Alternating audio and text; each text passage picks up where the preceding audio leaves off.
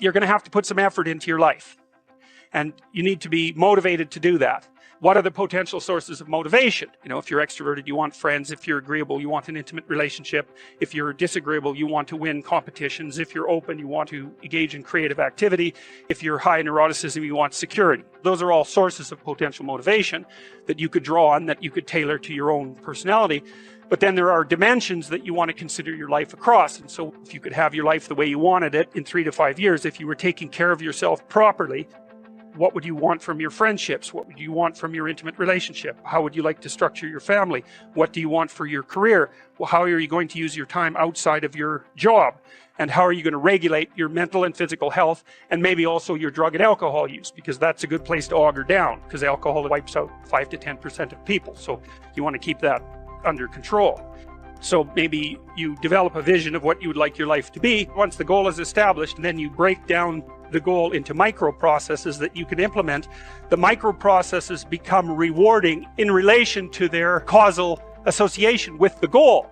And that tangles in your incentive reward system. And that's the thing that keeps you moving forward. It produces positive emotion when it can see you moving towards a valued goal. What's the implication of that? Better have a valued goal, because otherwise you can't get any positive motivation working out. And so the more valuable the goal, in principle, the more the micro processes associated with that goal start to take on a positive charge. And so what that means is, well, you get up in the morning and you're excited about the day, you're ready to go. And so as far as I can tell, what you do is you specify your long-term ideal. Maybe you also specify a place you want to stay the hell away from, so that you're terrified to fail as well as excited about succeeding, because that's also useful. You want to specify goals that make you say, oh, if that could happen as a consequence of my efforts, it would clearly be worthwhile. Because the question always is, why do something? Because doing nothing is easy. You just sit there and you don't do anything. That's real easy. The question is, why would you ever do anything? And the answer to that has to be because you've determined by some means that it's worthwhile.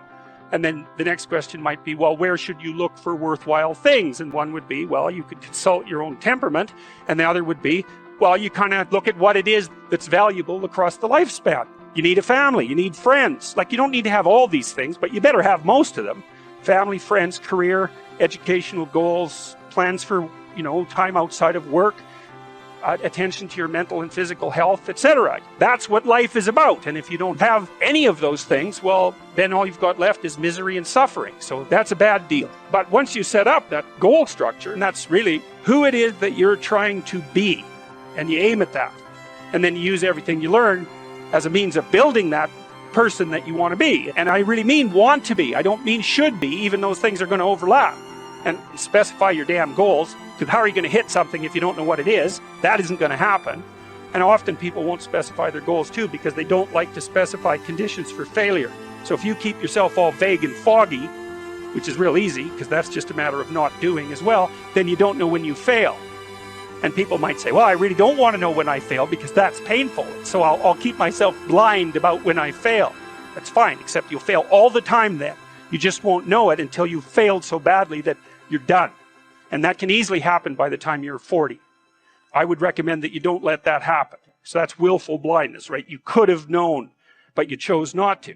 Okay, so once you get your goal structure set up, you think, okay, if I could have this life, looks like that might be worth living, despite the fact that it's going to be anxiety-provoking and threatening, and there's going to be some suffering and loss involved and all of that. Obviously, the goal is to have a vision for your life such that, all things considered, that justifies your effort. Then you turn down to the micro routines. It's like, okay, well, this is what I'm aiming for. How does that instantiate itself day to day, week to week, month to month? And that's where something like a schedule can be unbelievably useful. Google Calendar. It's like, make a damn schedule and stick to it. Okay, so what's the rule with the schedule? It's not a bloody prison. Well, what kind of schedule are you setting up? I have to do this, then I have to do this, then I have to do this. And then I just go play video games, because who wants to do all these things that I have to do? It's like, wrong. Set the damn schedule up so that you have the day you want. That's the trick. It's like, okay, I've got tomorrow. If I was going to set it up so it was the best possible day I could have, practically speaking, what would it look like?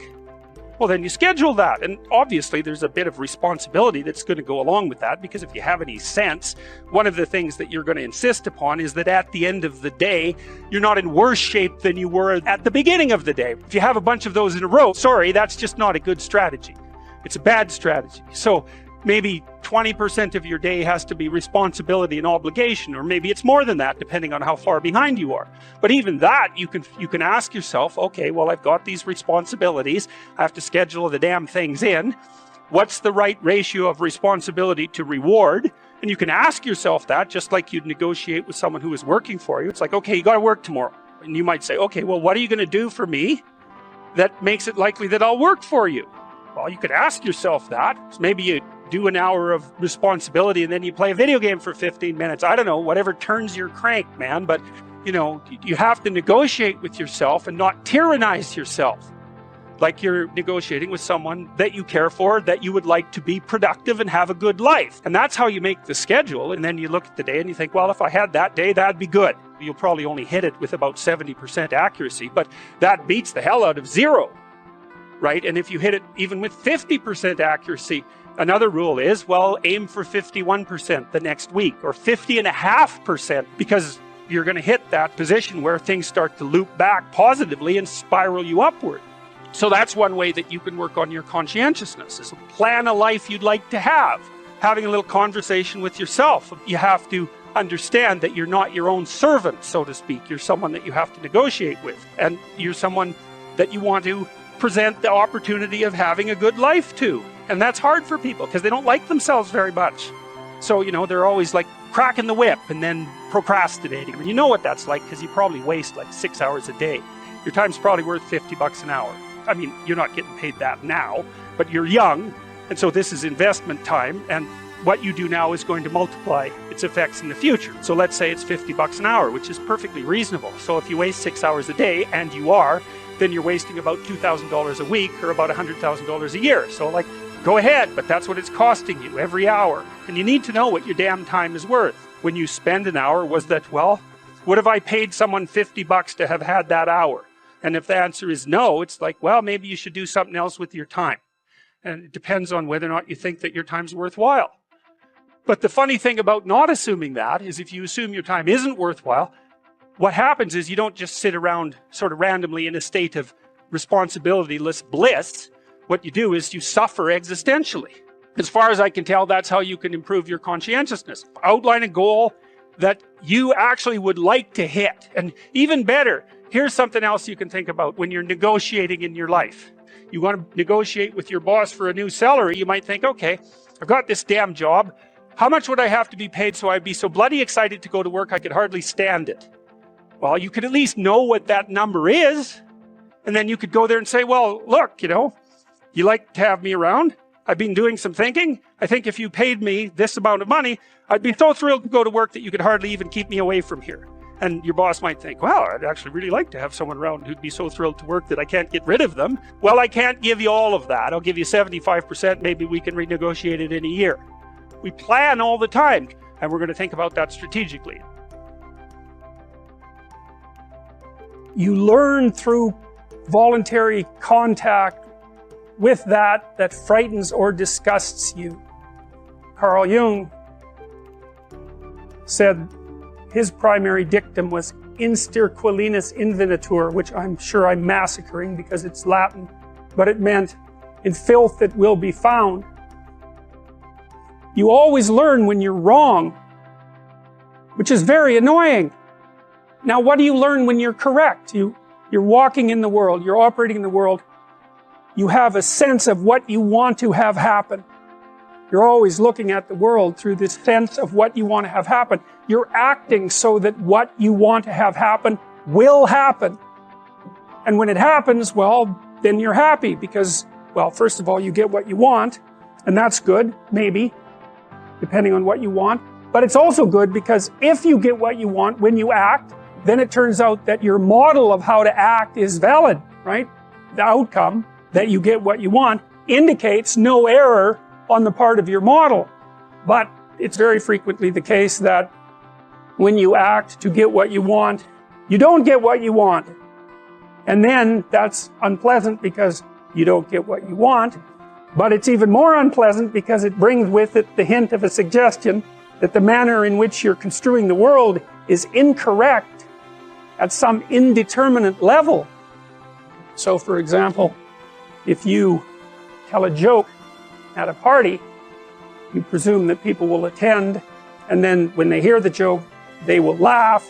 And then if you tell the joke and it goes flat, or even worse, disgusts and offends people, then you're going to be taken aback, and that's partly because you didn't get what you want, and that's not so good, but it's more because there's something wrong with the way you conceptualize the situation. And then you're faced with a problem, and the problem is the emergence of a domain of the unknown. It's like, well, what kind of mistake did you make? Maybe you're not as funny as you think you are. That could be a big problem. Maybe you're not around people who are the way you think they are. Maybe they don't like you as much as you thought they liked you. I mean, the potential for various paranoid thoughts of increasing severity to come welling up at you in a situation where you make even a trivial social mistake is quite broad. And when you make an error of that sort, you have to face it and sort through all the possibilities so that you can find out what it was that you did wrong and how to retool it so that in the future you don't make the same mistake.